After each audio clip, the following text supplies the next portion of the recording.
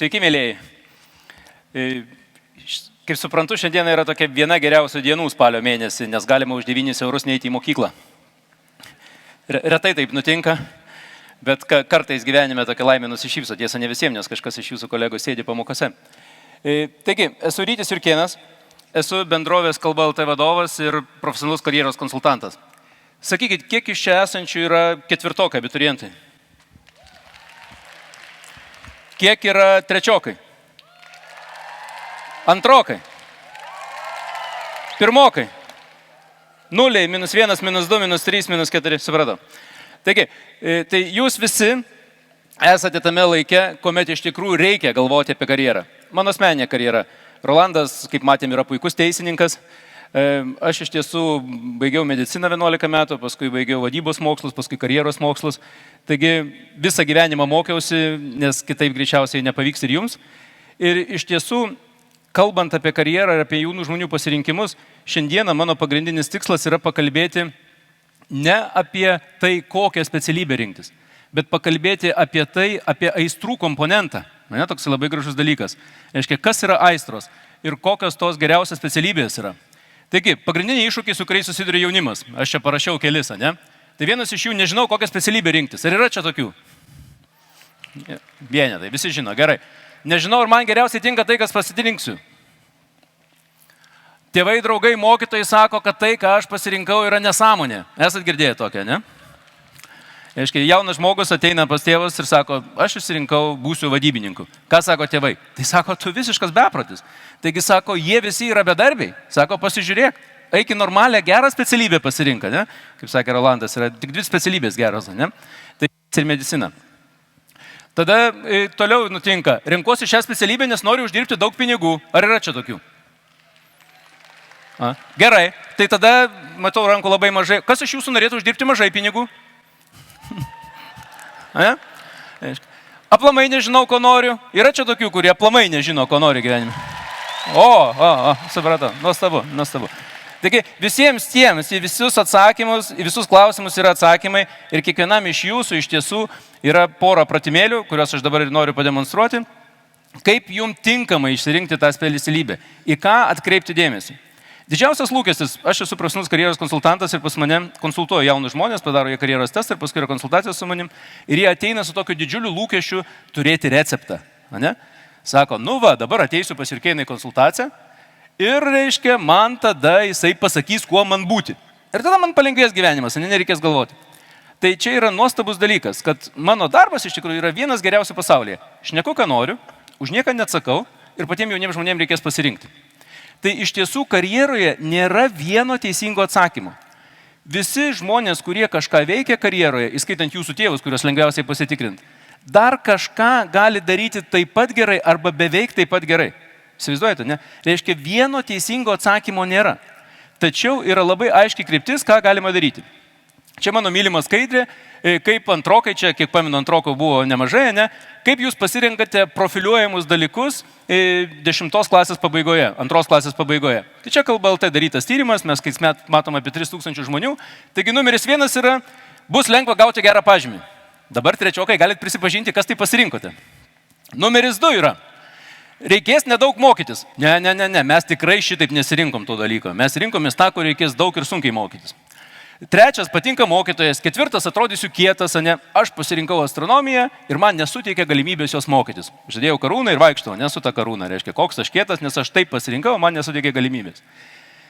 Statistika šiaip yra liūdnoka. Vilniaus psichologijos centro duomenimis tik 5% pasirenka sąmoningai, tai reiškia suvoktai tos dalykus. Apie 30% jaunų žmonių, tai įsivaizduokit, čia iš jūsų kiekvienas 7, ne, pasirenka sąmoningai, tai čia mūsų duomenimis. Taigi tai yra tikrai labai atsakingas. Taigi, kokia karjera yra geriausia pasaulyje? Jau žinote, kad nėra vienos. Tai kaip jūs manot, kokia yra pati geriausia? Astronautas. Kas dar turi kokių minčių? Dailininkas. Kas dar? Buhalteris, super, šitą labiausiai man patinka. Taigi, mylimi amerikiečiai, kadangi jie paskutinius 70 metų turi pasaulyje daugiausiai pinigų, pasidarė visą eilę tyrimų ir pasimatavo pačius sėkmingiausius karjeroje žmonės, pasimatavo pagal labai paprastą kriterijų. Jų sėkmę karjeroje. Jie nevertino tokio mažyčio faktoriaus, kuris jums irgi nesvarbus, nes niekas nekėlė rankų, tai pinigų. Nes pats sėkmingiausias mokytojas nebūtinai turės pinigų bankė tiek pats, kiek pats sėkmingiausias finansinis investuotojas. Bet jie abudu savo karjeroje gali būti visiškai viršūnėje, visiškai top, kaip patys sėkmingiausi žmonės.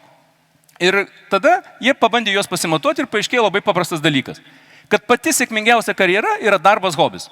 Darau tai, kas man gyvenime labiausiai patinka ir man už tai moka pinigus. Kas norėtų tokios specialybės? Gerai. Aiškia. O kas iš jūsų turite normalų hobį? Ir čia, kai mes kalbame apie hobį arba apie aistras, ne, tai čia yra ta pirmoji sėkminga specialybė. Labai yra svarbu atsakyti, kas yra iš tiesų tas hobis. Nesenai konsultavau jauną žmogų, kuris sako, aš noriu būti aviatoriumi. Mano hobis yra aviacija. Aš ją labai domiuosi. Man jinai labai patinka. Sakau, super. Ir mes susitikome su juo antradienį. Sakau, labai gerai. Tai kiek tu vakar domėjasi aviacija? Nu, sako, vakar nesidomėjau, vakar buvau mokykloje, vakar žaidžiau kažką. Kiek tu sekmadienį domėjasi? O kiek tu šeštadienį domėjasi? Kiek valandų per savaitę? Kiek penktadienį? Penktadienį skaičiau straipsnį iliustruotą moksle. Aha, gerai, kiek laiko tai užtruko? 15 minučių. Gerai, sakau, turim 15 minučių. O kiek ketvirtadienį? O kiek trečiadienį? Ir mes radom, kad realiai aviacija domėjusi maždaug prieš 3 mėnesius paskutinį kartą. Sakau, nu bet tu tai esi valingas vyras. Sakau, turi tokią aistrą, tavo hobis yra aviacija ir tu laikai save rankose 3 mėnesius, kad tik tuo nepasidomėti. Ne? Įsivaizduojat, koks valingas žmogus. Bet jisai ateina su karūna, jisai vaikšto, jis sako, aviacija yra mano aistra. Taigi tai, ką aš jums ką tik papasakojau, tai yra vienas iš pratimukų, kaip pasitikrinti, kas yra jūsų hobis. Tai kiek jūs laiko tam skiriate per savaitę. Ir yra susitarta, kad jeigu jūs skirite 12-15 valandų per savaitę, tai yra jūsų tikras hobis. Kodėl tai yra taip svarbu? Todėl, kad mes nesumaišytume to su pomėgiais. Nes visi mes turime pomėgių. Žiūrėti teliką, valgyti ledus ir kitus. Bet tai nebūtinai yra hobis. Tai hobio kitas daiktas, kuris yra labai svarbus, tai yra vadinamas iškreipto laiko sindromas. Ar jums yra tekę būti tokioje aplinkoje, kai jūs kažką veikiate ir laikas taiga dingsta, išsikreipia, susitraukia, pailgėja ir taip toliau. Tai štai hobis yra tuo met, kai tos abidvi sąlygos yra. Yra iškreipto laiko sindromas ir yra 12-15 valandų per savaitę. Ir tuo momentu, kai jūs randate tokį dalyką, reikia pradėti galvoti, kad tai reikia pasitikrinti šitą hobį, ar jisai gali būti karjera. Na, čia yra ir miši tokia auditorija, ir vaikinai, ir merginos, tai vaikinami ypatingai dažnai būna, kad jų tikras hobis yra žaisti kompu. Ne? Ir atitinka visus kriterijus. Yra 12-15 valandų per savaitę ir tuo pačiu turime iškreipto laiko sindromą. Viską pamiršta. Ne, viskas dingsta ir lieka tik tai kompas ir aš. Tai tada reikia užduoti klausimą. Ar tai gali būti mano karjera? Žaidžiu kompiuterinius žaidimus ir man už tai moka babkės. Kas tokios norėtų? Yra norinčių. Taip. Taigi, ir realiai tai yra netgi ir tokių specialybių. Tik tai tada reikia pažiūrėti, kokie mano gebėjimai, kaip aš galiu. Suprantate, tai yra pirmoji. Antroji specialybė, kuri buvo nemažiau sėkminga, tai yra kokius aš turiu gebėjimus. Ane? Kas tai yra? Kur aš gebu? Ir čia kitas pavyzdėlis, vėlgi iš mano konsultacijų. Ateina pas mane mergiotė, abiturientė, plaukai va tokie va, toksai halatas, toksai didžiulis, kuris turbūt suknelė vadinasi, toksai gražus drobinis, tašė tokia per petį ilgiausia. Sako, aš noriu stoti dizainą. Nu, mes su ja šnekamės viską, žiūriu ją, tikrą dizainerę, ne? Jau viskas ant kaktos tatuiruotė faktiškai. Ir mes kalbam, sakau, na gerai, o kaip tu moki piešti, ne? Va, tu galvoji daryti dizainą. Sako, aš gerai piešiu. O sakau, iš kur tu žinai? Sako, mama sakė. Sakau, gerai, o kas dar sakė? Na, dar ir draugai sako, kad normaliai aš čia visai piešiu. Gerai, sakau, o kur tavo portfolio? Sako, kas yra portfolio? O ne, yra abiturientė, ne? Ir staiga mes sakau, mieloji, bet mes nežinom, ar tu moki piešti. Nes jinai nepasitikrino savo gebėjimų. Kažkas turi pasakyti iš nepriklausomų šaltinių, ne tik mama ir draugai, kad taip, tu turi gebėjimus būti dizaineri. Tai pas ją su aistrom viskas gerai, bet su gebėjimais piešti mes tiesiog nežinom. Gal jinai turi, gal ir jinai ne. Ir jinai yra jau abiturientė, reiškia, jai reikia laiko tam pasiruošti. Taigi, aistros hobio paieškos yra vienas iš svarbiausių dalykų. Kadangi juos neatsakius, labai daug šansų, kad jums nepatiks tai, ką jūs darote. Taigi, ir čia yra pagrindinė sėkmės formulė, ne? Kad reiškia, kad jūsų įgūdžiai ir iššūkiai tai yra tas buvimas raute. Ir kai tie du dalykai sutampa, angliškai yra flow, ne? Tai yra siekiamybė arba laimės formulė, kad jeigu jūs darote, užsiimate tą veiklą, kuomet jums sutampa norai su gebėjimais, arba tai jums labai sekasi, jūs papuolate į tą būseną srauto. Ir buvimas srauto būsenoje, jūs tiesiog tai darote su didžiuliu malonumu ir lengvai. Ir jeigu jūs nesate toj būsenoje, tai jums tai nesiseka. Mano mylimas paveiksliukas. Čia kas, jeigu ne visi mato, tai yra parašyta. Kad atranka būtų teisinga, visi turi atlikti tą pačią užduotį. Prašau įlipti į šį medį. Na ir čia kolektyvas, kuris bando įlipti į medį. Varnėnas, beždžionė, pingvinas, dramblys, žuvytė akvariume, ruonis ir šuva. Už ką sergat? Ruonį, kas dar? Beždžionė, kas dar? Aš irgi už žuvį, jinai jau medyje, taip. Jeigu pastebėjote, jinai jau medyje, ne? Aiškia, taip, tai kas yra gražiausia, ne? Kad atranka būtų teisinga, visi turime atlikti tą pačią užduotį. Prašau įlipti į medį. Ir jeigu mes dabar pasitikrinsime mūsų mylimą švietimo sistemą, kurios dalimi visi mes esame, staiga paaiškėja, kad mes visi turime pasitikrinti, kaip mes mokame matematiką, ne? O aš jums kaip karjeros specialistas galiu pasakyti, kad apie 30% jaunų žmonių neturi prigimtinio gebėjimo būti labai gabus matematikoje. 30% turi aukštus gebėjimus matematikai ir likę 40% turi per vidurį. Bet štai visi bus surikiuoti va prie šito medžio ir gegužės birželio mėnesiais visi pasimatuosim, kaip į jį lipam. Nu ir kas nutiks? Pingvinas gali visą gyvenimą jaustis prastai, nes jis prastai lipa į medį. Bet niekas neklausia jo, kaip jis moka plaukti. Ne? Tas pats yra su šunim. Ne? Jis į medį irgi gali lipti prastai. Bet niekas jo neklausia, kaip jis moka bėgti. Už tai kiekvienas iš mūsų ir kiekvienas iš jūsų turime savo specifinius gebėjimus, kuriuos yra labai svarbu atskleisti. Ir jų atskleidimas, o ne kokių nors konkrečių dalykų žinojimas yra sėkmė karjeroje.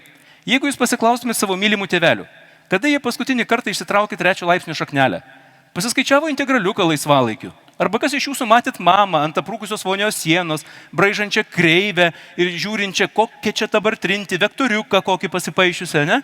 Gali būti, kad taip tėvus besielgiant matėt senokai. Nu, nebent jie yra matematikos mokytojai, žinoma, jūsų. Tai jie tos dalykus dar seniai. Bet tie žmonės, kurie yra sėkmingi karjeroje, jie vienaip ar kitaip tą dalyką pasiekia. Taigi, pagrindinės 4 kompetencijos arba pagrindiniai 4 dalykai, kurie nulėmė sėkmę karjeroje, yra ne jūsų matematikos ar lietuvių kalbos žinios. Čia nereiškia, kad jūs dabar grįžti į mokyklą ir sakysit, Jurkėnas leido nesimokyti. Jokiu būdu, tai yra vienintelė jūsų pareiga. Bet jūs turite atskleisti savo gebėjimus ir juos išgryninti. Taigi, savęs pažinimas, gebėjimų priimti sprendimas, profesijų pločio pažinimas. Kiek iš jūsų žinot yra profesijų? Specialybių. Profesijų. Kiek? Belė kiek? Labai geras skaičius, kas daugiau? Taigi, yra 500 specialybių šiuo metu. Lietuvoje mokama apie 325. Aš darydavau tokį pratimuką, abiturientui duodavau popieriaus lapą ir sakydavau, kaip gražiai Rolandas sakė, jisai 5 parašydavo. Tai pas mane papuolė abiturientai parašydavo apie 12, labai gabus apie 20. Tai mėlyjeji, jūs nežinote 480 specialybių. Tai kaip jūs galite teisingai pasirinkti? Jeigu jūs nežinot, čia kaip meniu, atsivertėjau ten parašyta sasyskos arba sasyskos, ne? Tai kaip dabar tu išsirinksi iš to meniu, kuris yra, jūs nežinot likusio 18 puslapių, kas ten parašyta. Ir tada pasirenka. Ne? Taigi gebėjimas planuoti ir planų įgyvendinimas yra viena iš svarbiausių kompetencijų. Ir kokiam dalykė mokykloje jūs tai moko? O tai yra viena iš svarbiausių savybių gerai įgyvendinti savo karjerą. Visi labai gerai moka planuoti, sako, aš pradėsiu nuo pirmadienio. Ne? Ir tų pirmadienių vien šiais metais yra 55, ne? Ir kitais metais dar 55. Ir nuo pirmadienio pradėsiu mesiu rūkyti, pradėsiu mokytis ir taip toliau. Ne? Tai planavimas ir planų įgyvendinimas yra viena iš kompetencijų būtina teisingai pasirinkti karjerą. Taigi, kaip reikia rinktis dabar jau šitą karjerą? Koks yra nuoseklumas? Tai, mėlyjei, pirmiausia yra norai. Aš noriu. Tai, ką mes sakėm, ta pati sėkmingiausia karjera, darbas, hobis. Antroji vietoje yra gebėjimai. Ar aš turiu tam gebėjimus? Ir šitų 2 derinys ir yra sėkmė karjeroje. Ir tik 3 vietoje reikia tikrinti tą realybę, kadangi realybės gali būti kelios, nes jūs galite tik tai porą specialybių. Trumpas pratimukas visiems čia esančiam. Pabandykit vizualizuoti, pas save galvojate, pakelti, kokį nors žmogų, lietuvį, nelietuvį, gyvą, negyvą, pažįstamą, nepažįstamą, kuris jūsų manimų yra sėkmingas karjeroje. Padarykite tai tiesiog trumpai, 5 sekundės. Tiesiog jūsų asmeninių menų, kur jūs galvojate, kad jis yra sėkmingas savo karjeroje. Pavyko, ne? Tai va, jie papuola į tas 2 kategorijas. Arba jie visi daro tai, kas jiems patinka, arba daro tai, kas jiems sekas. Nėra nei vieno sėkmingo žmogaus, kuris daro tai, kas jam nepatinka, arba tai, kas jam nesiseka. Tuo tarpu visi tėvai dažniausiai sėdi tam trečiam gale, realybėj. Sako, tu stok ten, nes ten yra daug pinigų, arba ten tu būsi sėkmingas. Bet jeigu nėra atsakyti į pirmus 2 klausimus, man tai nei patinka, nei aš turiu ten gebėjimus, jokios sėkmės ten nebus. Suprantat? Ir tai yra pagrindinė skaidrė, kuria vienintelė, jeigu jūs ją atsiminsit, jums padės atsiras. Aš noriu, aš galiu. Ne? Ir tik po to realybės tikrinimas. Taigi, ir čia tada kas gausis. Aš noriu, plus aš galiu, tai yra buvimas raute. Ir tai yra sėkmė karjeroje. Nes tokiu būdu jūs galite pilnai save realizuoti. Porą žodžių apie profilius. Kadangi esu profesionalus karjeros konsultantas, visi mes žinome tos standartinius profilius. Ne? Aš esu tiksliukas. Yra čia tiksliukų. Žinoma, ne, tiksliukas tai yra kas? Tas, kuris reiškia su matematika, fizika, chemija, viskas labai gerai, su kalbom susipykęs. Antras tipas yra humanitarai. Su kalbom labai gerai, su matematika, fizika susipykęs. Menininkai su visais susipykę. Ane? Ir taip toliau. Ateina pas mane pilietis ir sako, aš esu tiksliukas. Aš sakau, labas, aš esu rytis. Sako, ir kas iš to? Ką jums tai sako? Ne? Paskui yra dar tokia kategorija all-rounders. Su tais iš vis bėda, jie gabūs viskam. Jie ir su matematika nesusipykė, ir su lietuviu nesusipykė, ir dar daro kažkokius tai menus, ir viską daro vienai gerai. Jiem iš vis kaip šunių mėsos kombinatė, ne? Gali rinktis, ką nori. Ne? Atėjo, įsivaizduojate, leido šunių mėsos kombinatą ir sako, dabar tu pasirink. Tai lygiai taip pat jiem all-rounderiam. Ir visų jų bendras vardiklis yra vienas. Kad turi pasirinkti tai, kas tau patinka, ir tai, kas tau iš tiesų sekasi. Ir kad tą padaryti, yra tiesiog štai toksai mažytis pratimėlis. Ne? Tai vienas tai yra noriu, galiu realybė. Ne? Turi pasižiūrėti, kas tau iš tiesų patinka ir kas tau sekas. Jeigu neturi jokių kitų kompetencijų, o moki tik matematiką ir nieko nelankai daugiau po pamokų, žinot, yra tie tokie žavus jaunuoliai, kur su tapšnutės guli ant sofos, mamos kotletas rankose ir jie nieko nenori. Jiem viskas yra fine. Kai pas juos ateina, kad klausia, ką tu darai, aš sako, šiuo metu mastau. Ne? Ir toliau su tapšnutė rankose perima kotletą į kitą ranką. Tai aišku, kad jų sprendimo priėmimo gebėjimai, tikslų išsikėlimo gebėjimai ir kitokie gali būti netaip gerai išlavinti. Ir tada jiem gali tekti pasirinkti tai, kas liks. Skaityti universitetų kurso aprašymus. Dažniausiai stojančiam į ekonomiką užduodu klausimą tradicinį. Tai kokie bus dalykai pirmame kurse, pirmam pusmetį, pasirenkami ir papildomi? Spėkit, kiek procentų atsako. Labai geras procentas, girdėjau, 5-6. Taip. Nes pasirenka pagal etiketę. Arba susitinka 2 mamos. Viena sako, kur tavo vaikas mokosi? Sako, robotikoje ir dirbtinėme intelekte. O tavo sako, kur? Mano tai sako, vadyboje. Kai tuo tarpu vadyba, kaip aš sakiau, yra puikia specialybė tiem, kam tinka. Ir čia tas momentas, kad skaityti universitetų kurso aprašymus ir juos skaitant, jums turi ateiti tą būseną. Noriu, myliu. Reiškia, jums patinka tai, kas ten bus. Jeigu jums iš vis nepatinka mokytis, tai čia atskira tema, ne? Bet jau skaitant kurso aprašymą, jūs turite suprasti, kad jums tai patiks. Nes jeigu ten nepateiks, jums ragaišis. Jūs baigsite universitetą, turėsite diplomą ir lygiai taip pat nežinosit, ką veikti. Ir staiga nutinka baisus dalykas ant Lietuvos. Staiga Lietuva jaunam žmogui tampa skolinga, nes jis tiek davė Lietuvai. Jis 4 metus mokėsi, jis turi aukšto mokslo diplomą, o jam neduoda gero darbo, gero atlyginimo ir taip toliau. Ir tik todėl, kad jisai iš tiesų nepasižiūrėjo, kur jisai geriausias ir kas jam labiausiai patinka. Taigi, sėkmė reikia tik 2 dalykų. Tiksliai žinoti, ko nori ir įvertinti, kokią kainą esate pasiryžę už tai mokėti ir, mielieji, pradėti mokėti. Ačiū.